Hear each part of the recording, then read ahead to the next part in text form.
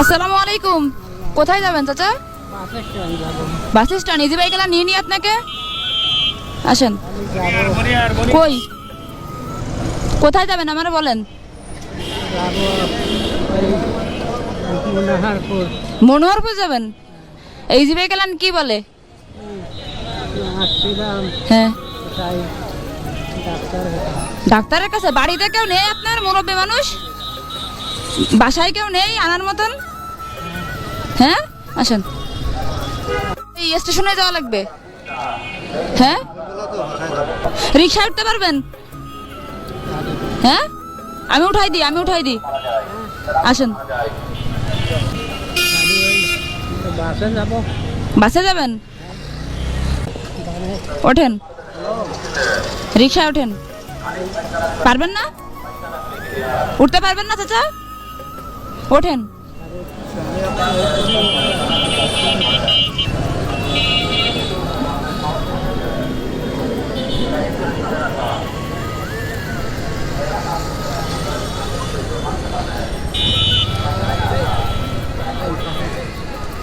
কত ভাড়া?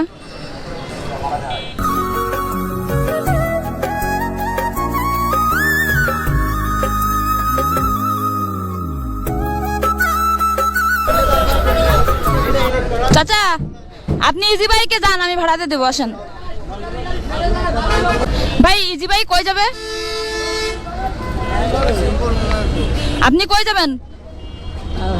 হ্যাঁ, মনোহরপুরের এই পাশে।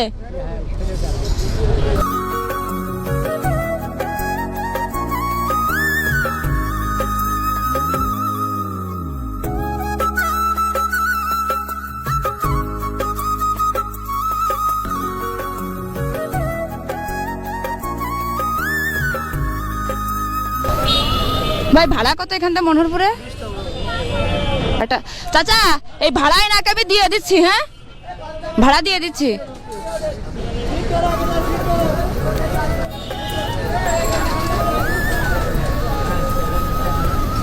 এটা আপনাকে দিলাম, আপনি রেখে দেন। আর ভাড়া আমি দিয়ে দিচ্ছি। হ্যাঁ,